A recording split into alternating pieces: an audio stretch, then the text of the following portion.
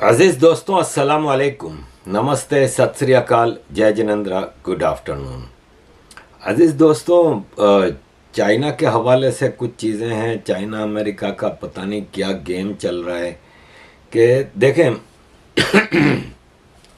इनको डेमोक्रेसी बहुत जगहों की याद आती है। जहाँ पे अमेरिका की चलती नहीं, वहाँ पे डेमोक्रेसी की याद आती है।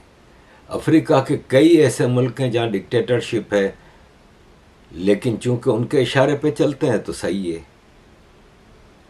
जब बुर्किना फासो, नाइजर वगैरह इनके इशारे पे नहीं चलते तो वहाँ पे democracy, sanctions, embargo, human rights, सारी दुकानें खोल के बैठ जाते हैं और जंग करने से भी पीछे नहीं हटते। कई हमने ऐसे वाक़यात देखे और अब अफ्रीका में एक जंग होती नज़र आ रही है। सिविल वार करवाने की पूरी कोशिश हो रही है वहाँ पे, मुख्तलिफ मुल्कों की आपस में जंगें। तो अजीज़ दोस्तों, चाइना के बारे में फिर अमेरिका का रवैया क्यों दोस्ताना है? देखें, ये उगर से रिपोर्ट है कि चाइना उगर मुसलमानों का, ईस्ट तुर्किस्तानियों का जेनोसाइड कर रहा है। 3 मिलियन उगर लोगों को लंबी लंबी सजाएं दे के जेल में बंद किया हुआ है। फोर्स्ड लेबर कराई जा रही है। जेल में जो लोग हैं उनसे मजदूरियां कराई जा रही हैं फ्री में। बच्चों को यतीम खाने, अनाथ आश्रम बना के उनमें बंद रखा है और उनको वहाँ पे उनका डीएनए चेंज किया जा रहा है। इनको पूरा एथेइस्ट और चाइनीज कम्युनिस्ट बनाने की कोशिश हो रही है। अब मसला ये है कि इस पे अमेरिका कुछ नहीं बोल रहा। सिविल लिबर्टीज़ का ये हाल है कि ये अभी ट्रेन में, शंघाई में पुलिस ट्रेन में घुस गई और लोगों को ज़बरदस्ती उनके मोबाइल लेके चेक कर रहे हैं कि उसमें वीपीएन या फेसबुक, यूट्यूब, ट्विटर, जो कि वहाँ पे सब बैन हैं, वो तो नहीं है ऐप। ये बेसिक सिविल लिबर्टीज़ के खिलाफ है। आप लोगों का मोबाइल ऐसे ही रास्ते में छीन के चेक नहीं कर सकते। अनलेस के किसी के बारे में कोर्ट ऑर्डर हो तो आप उस पर्टिकुलर आदमी का मोबाइल चेक कर सकते हैं, लेकिन चाइना में कोई सिविल लिबर्टीज़ नहीं है।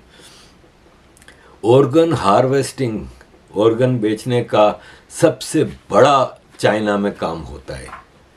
पाकिस्तान से हज़ारों लड़कियों को वहाँ पे भेजा गया था, उनसे गलत काम कराए जाते थे और जब जी भर जाता था या लड़की इस काबिल नहीं रहती थी तो उसको ऑर्गन बेच के, उसके निकाल के ऑर्गन बेच के उनको उधर ही दफन कर दिया जाता था। कई हज़ार लड़कियों का केस है। माइनॉरिटी लड़कियां ख़ास तौर पे पाकिस्तान से भेजी गई थी। ये अभी जिम फर्गूसन लिखते हैं कि चाइनीज़ ऑर्गन हार्वेस्टर्स पकड़े गए। बर्फ़ में फ्रोज़न बच्चे जिनके ऑर्गन बेचने के लिए वो रखे थे, वो पकड़े गए। बलोचिस्तान में आम बलोच एक जूते की जोड़ी नहीं खरीद सकता, वहाँ से चाइना रोज़ का 15 किलो सोना निकाल के ले जा रहा है। कोई पूछने वाला है? कहाँ है अमेरिका की डेमोक्रेसी, ह्यूमन राइट्स की सारी जो दलीलें होती हैं, वो सब चाइना के लिए क्यों नहीं नज़र आती? चाइना में अभी प्रेसिडेंट जी जिनपिंग ने चाइनीज़ इंटेलिजेंस एजेंसियों को पावर दे दी है कि चाइना की 5 जहर से जान छुड़ाएं। वो 5 जहर हैं ताइवान, तिब्बत, उगर, फालन गोंग और चाइनीज़ डेमोक्रेसी मूवमेंट। चाइना कहता है कि ये 5 से हमारी जान छूट जाए तो हमारे सारे समस्याएं दूर हो जाती हैं। इसके लिए इंटेलिजेंस एजेंसीज को एम्पावर कर दिए। आधे से ज़्यादा चाइना कब्ज़े की जगह पे, कब्ज़े की जगह 100 साल बाद भी वहाँ के लोग उठते हैं, उठ खड़े होते हैं। आज उसको कुर्दिस्तानियों को देख लें। ओटोमन एम्पायर टूटे तब भी आज़ाद हुए थे तब से इनके ऊपर किसी थोड़ा इलाका इराक ने कब्जा किया हुआ है, थोड़ा तुर्की ने, थोड़ा ईरान ने, थोड़ा सीरिया ने। ये आज तक चैन से नहीं बैठे, ये उठते ही रहते हैं। 100 साल हो गए, पहली जंग अजीम, फिर दूसरी जंग अजीम, फिर इराक वार, सब में इन्होंने अमेरिका का साथ दिया और नतीजा ये कि अमेरिका झूठे वादे करके फिर पीछे हट जाता था। लेकिन वो आज तक चैन से नहीं बैठे अपनी आज़ादी के लिए। तो आप 100 साल लगा लें, 200 साल लगा लें, एंड ऑफ द डे आपको वहाँ से निकलना पड़ेगा। यही चाइना का हाल है। लेकिन अमेरिका चाइना की मदद कर रहा है। देखें, प्रेसिडेंट ट्रंप के खिलाफ अमेरिकन इस्टेब्लिशमेंट क्यों हुए? प्रेसिडेंट ट्रंप बिल्कुल अलग रास्ते पे चल पड़ा था, जो कि इस्टेब्लिशमेंट को पसंद नहीं था। प्रेसिडेंट ट्रंप अमेरिका को दुनिया भर में जो अमेरिका ने अपने बदमाशियों की चीज़ें शुरू की हुई थी उससे निकाल रहा था।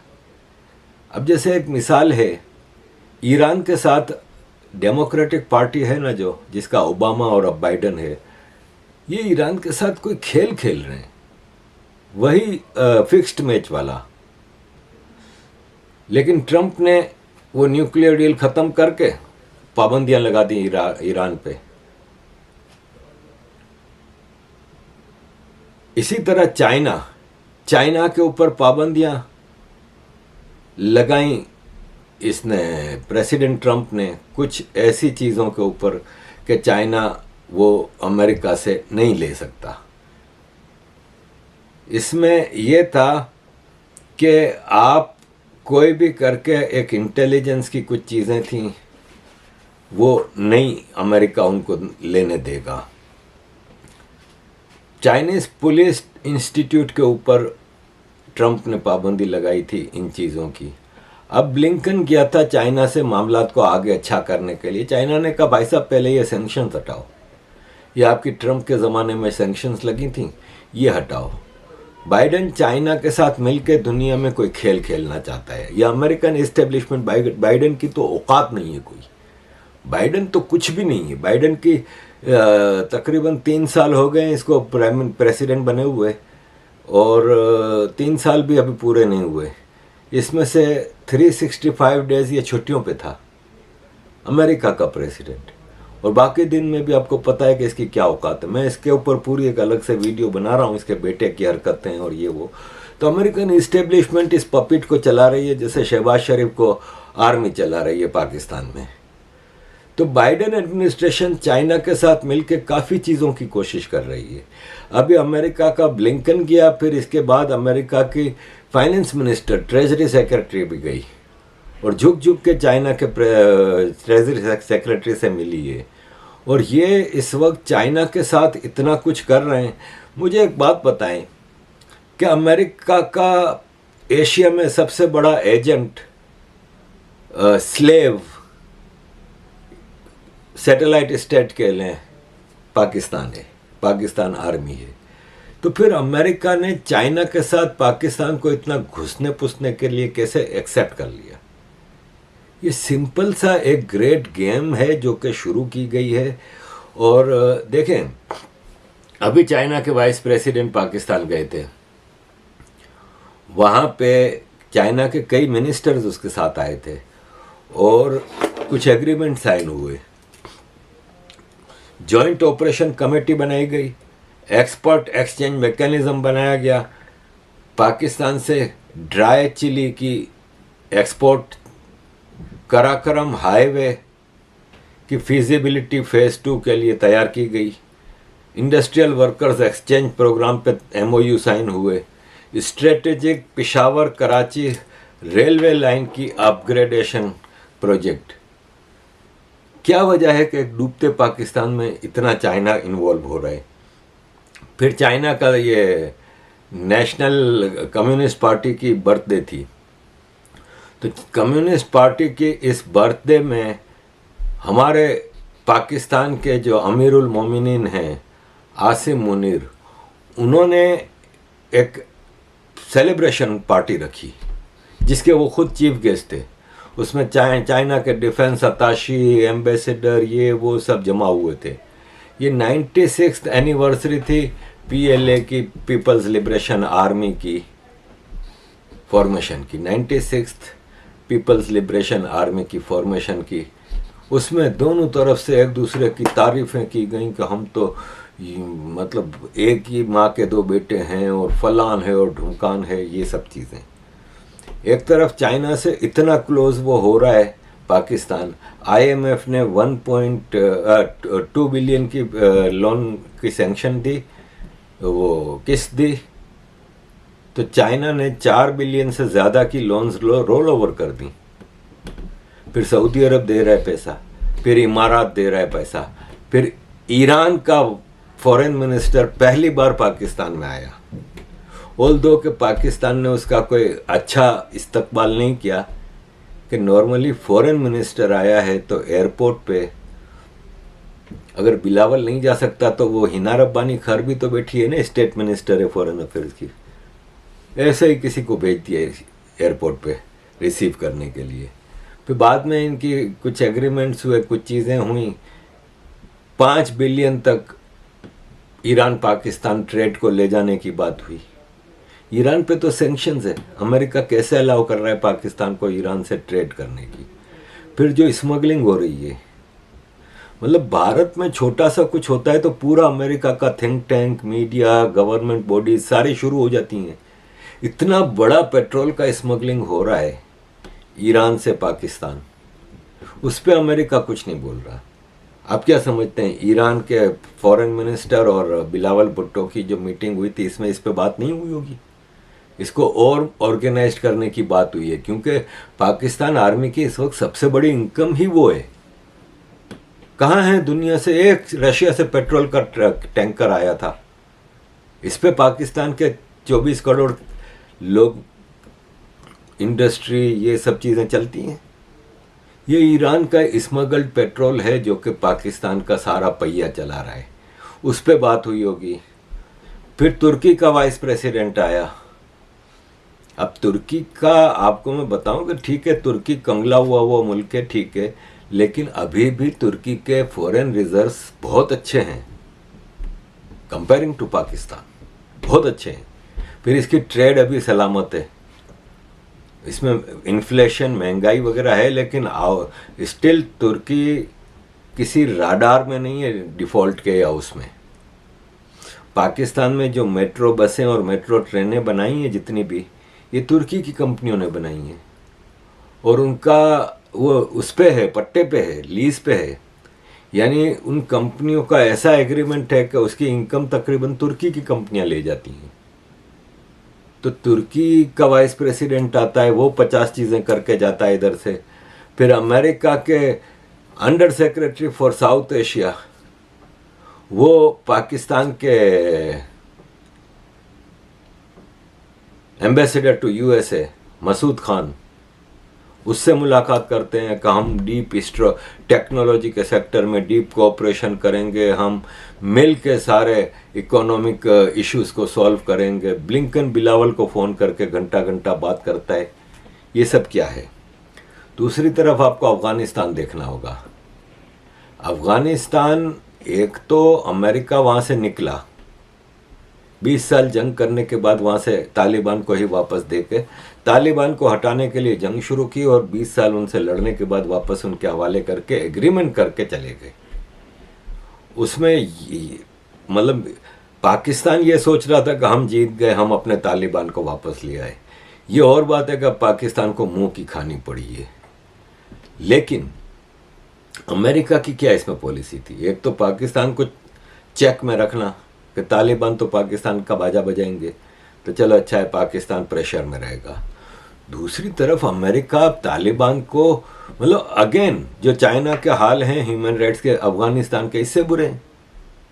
औरतों के हवाले से तो बात ही नहीं करो ना, इतने मसले हैं। औरतों का तो कुछ है ही नहीं, औरतों को तो बिल्कुल घरों में बंद करके रखा हुआ है। औरतों का काम सिर्फ ये है कि अपने मर्द की गुलामी करना, खिदमत करना, उसको हर किस्म की सहूलत किचन में, बिस्तर में और हर जगह पहुंचानी है। औरतों के तो राइट्स का तो आप बोले ही नहीं। मर्दों के कौन से राइट्स हैं? ना म्यूजिक सुन सकता है, ना कोई ऐसा काम कर सकता है जो इनकी शरिया के खिलाफ हो। कोई पॉलिटिकल, कोई सिविल लिबर्टीज नहीं है। फिर फ्रीडम ऑफ स्पीच नहीं है। वही जो चाइना के हिसाब किताब है वही अफगानिस्तान में। क्यों अमेरिका नहीं बोल रहा? उस वक्त तो जंग पूरी नेटो लेके आ गया था। आज क्यों नहीं बोल रहा? आज तो इनसे मुज़ाकरात हो रहे हैं। देखें, अमेरिका के हाई लेवल डेलीगेशन और अफ़गानिस्तान के हाई लेवल डेलीगेशन की अभी इस हफ्ते मीटिंग हुई है कतर में, कोई दोहा में, और वहाँ पे डिस्कशंस हुई हैं जिसमें अफ़गानिस्तान के फॉरेन मिनिस्टर ने डिमांड रखी कि हमारे जो आपने एसेट्स फ्रीज़ किए हुए हैं वो रिलीज़ करें। यूरोपियन और अमेरिकन डेलीगेशंस के साथ एक जॉइंट मीटिंग भी हुई जिसमें Spain, south Korea, Holland, Italy, Australia, Canada और अमेरिका और इंग्लैंड, इनके डेलीगेशन मौजूद थे। और उसमें तालिबानी लोगों ने अपनी बैंकिंग के सेक्टर में अपनी पॉलिसीज़ पेश की। हाफिज़ ज़िया जो banking operation market general manager, Mohammad Sami, ये सब मौजूद थे। अफ़गानिस्तान के फॉरेन मिनिस्टर अमीर खान मुत्तकी ने डेलीगेशन को बताया कि अफ़गानिस्तान में ये डेवलपमेंट वर्क हो रहे हैं। अफ़गानिस्तान में चाइना इस हद तक इन्वेस्टमेंट कर रहा है माइनिंग सेक्टर्स में, पेट्रोल निकाल रहा है वहाँ से, लिथियम निकाल रहा है वहाँ से। कितने, मतलब ये दोनों क्लोज कंट्री हैं, इनकी खबरें ज़्यादा बाहर नहीं आती चाइना और अफ़गानिस्तान की। वो पूरा एक रीजन में एक समझ नहीं आ रही कि अमेरिका की चाइना, अफ़गानिस्तान, पाकिस्तान के हवाले से क्या पॉलिसी है। इसमें हमें ये ज़रूर देखना होगा कि इंडिया को फ़िक्रमंदी से ये चीज़ें देखनी पड़ेंगी, क्योंकि चाइना इंडिया के सर पे बैठा हुआ है, बॉर्डर लंबा चौड़ा मिलता है। पाकिस्तान बगल में बैठा हुआ है, लंबा चौड़ा बॉर्डर मिलता है। अफ़गानिस्तान से वाया गिलगित बल्तिस्तान भारत का बॉर्डर है, लेकिन गिलगित बल्तिस्तान तो पाकिस्तान के कब्ज़े में। वहीं से कराकरम के रास्ते और शाराए रेशम और चाइना को, मतलब कितना शगरम वैली तो उन्होंने गिफ्ट ही कर दी थी चाइना को, पाकिस्तान ने, भुट्टो ने गिफ्ट की थी जब ये कराकरम हाईवे बन रहा था। तो इंडिया के लिए भी फ़िक्रमंदी की बात है। और ऑफ कोर्स इंडिया की फॉरेन ऑफिस और इंटेलिजेंस एजेंसीज इन मामलात को ज़रूर देखती होंगी और उसके ऊपर इंडिया की भी अपनी एक पॉलिसी होगी, लेकिन situation is not that clear. अज़ीज़ दोस्तों, ये मैंने आपके सामने कुछ चाइना, अफ़गानिस्तान, ईरान, पाकिस्तान के हवाले से चीज़ें रखी थी। होपफुली आपकी समझ में कुछ चीज़ें आई होंगी। थैंक यू वेरी मच अज़ीज़ दोस्तों for all your support. Kindly keep supporting.